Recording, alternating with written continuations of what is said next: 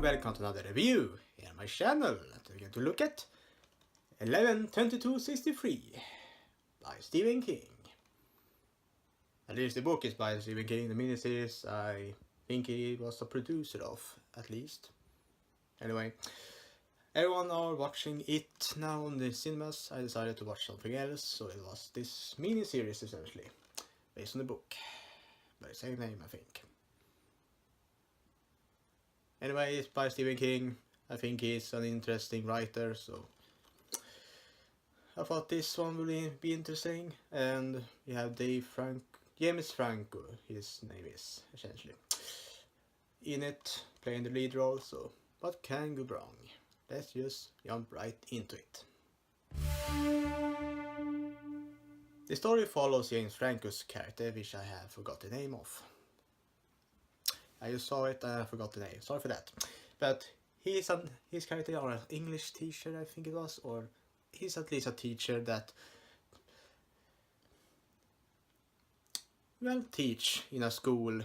I think he also teach adults as well, because we will see a scene in the beginning that will set up a side story in the miniseries essentially, where when he is sitting and be a teacher and listening to one of the seminars, or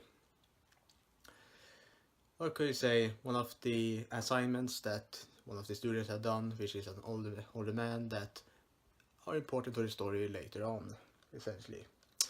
But after that, we will see him sitting on a diner where he gets the divorce papers from his former, or his ex-wife, it is be called, or soon to be his ex-wife, and he's essentially friend with the guy that owns this diner, essentially, you can say. And after this, his friend goes into the back of the diner. He comes back coughing blood, being really sick for some reason. He goes there trying to help him, and then he tells you have a conversation between them two what is happening, etc, etc. You know, the regular stuff that you do when a person is getting ill or are ill. He tells James Franco's character to walk into the closet in the back of the diner. He does, a little bit skeptical, and he ends up in 1960. The story starts up in 2016, so essentially the closets have a space or a portal or a time portal to 1960s, essentially. And you can go back and forward every time you want, but when you go back to the 2016 and go in again, everything you've done in the past will be erased. Essentially, you are starting it over again every time you go back into the past. You get his friend or the diner's owner are telling him everything that he needs to know, and he tells him that the reason he is going back in time all the time is that he's trying to stop the assassination of John F. Kennedy, the president that was assassinated in 1963, or on the 22nd of November 1963, or November 22/63. Yeah, the title essentially. He wants to give James Franco's character the assignment, but he at first is skeptical and doesn't want to do it. But when he finds his friends dead in the morning, he decides to jump into the past and takes on the assignment.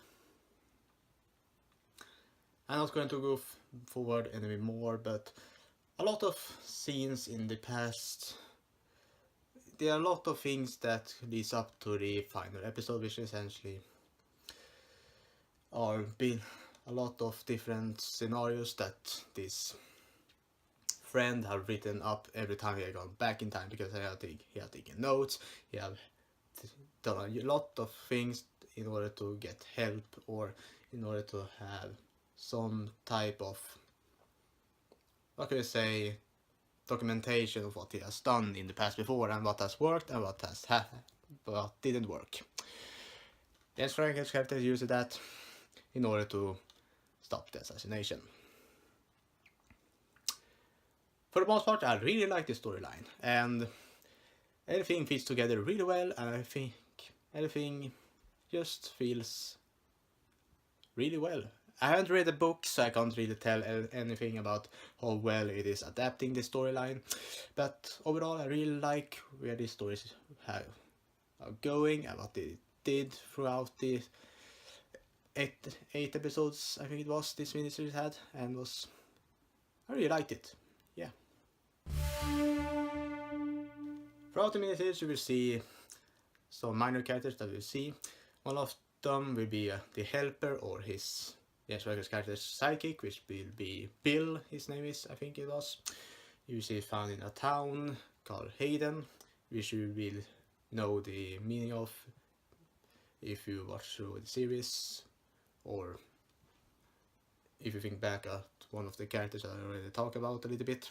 But he's a younger guy. I can't remember how young he was, but he's kind of young, around the 20-ish age. Then you will have other characters such as the bad guys that he's going after, that he think are the assassin, or the persons that are behind the assassination, essentially, and trying to figure out if they really did it, and if they did it, to kill them or something like that. We also will later on a little bit find a other character called Sadie, which becomes his love interest in the end. We also have another love interest to Bill, but I will not go that much into it. But overall, I think the characters are very well acted, really well written, and I think everything works really well actually when it comes to actually portrayal, acting, and the overall feeling I get from the characters. They give the emotions that you need in order to give you the things you need in order to enjoy the characters. At the same time, you also get the annoyance you need to get from the bad guys, essentially, that they are trying to portray.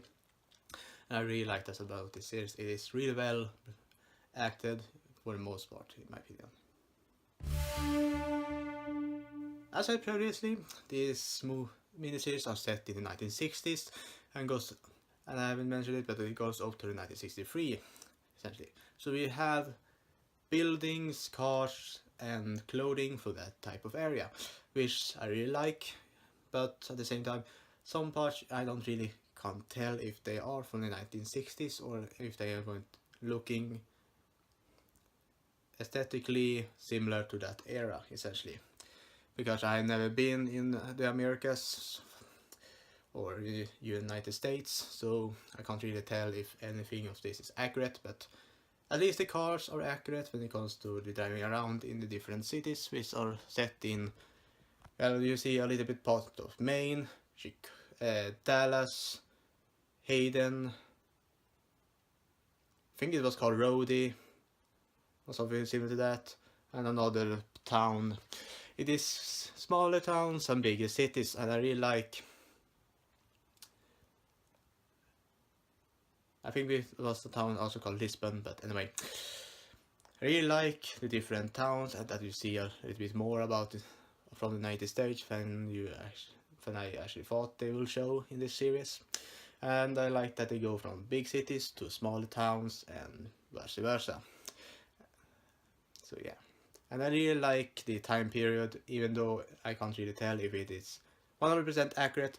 I think the clothing fits into the environments you gave, all the people around seems accurate in my opinion, and if some parts of the buildings you see in the background and inside feels for the most part accurate. So yeah. The time travel in this miniseries are getting its own topic because I really want to talk about it. For the most part, they are talking about the butterfly effect, which essentially, if you do something in the past, it will change the future, which in this series are shown really well, in my opinion, because everything he changes the future, and yeah, I think that is somewhat accurate. And it doesn't have the plot holes that I think, or the loopholes and whatever we want to call it, because he doesn't change anything in the past that will change the future in a way that it is really essentially, well, what can I say, change the future altogether, or change his fate into becoming him, or something similar to that, if you know what I mean. He doesn't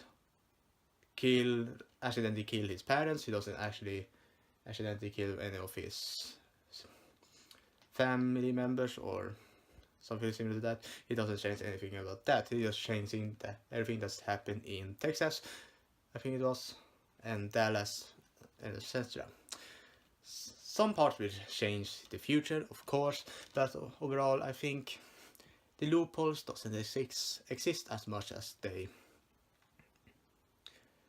do in other works, essentially.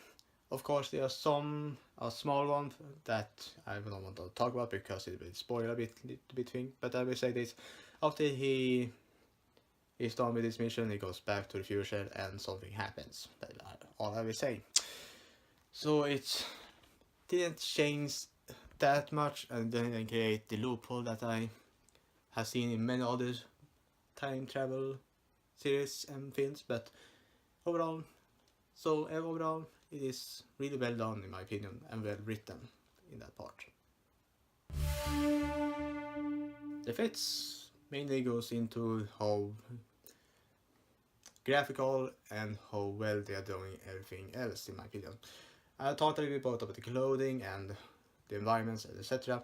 And overall, those effects making those look realistic is, in my opinion, really well done when it comes to blood that you will see in this series, and the things that happens when it comes to dust, future, past, and etc. Everything feels really well done.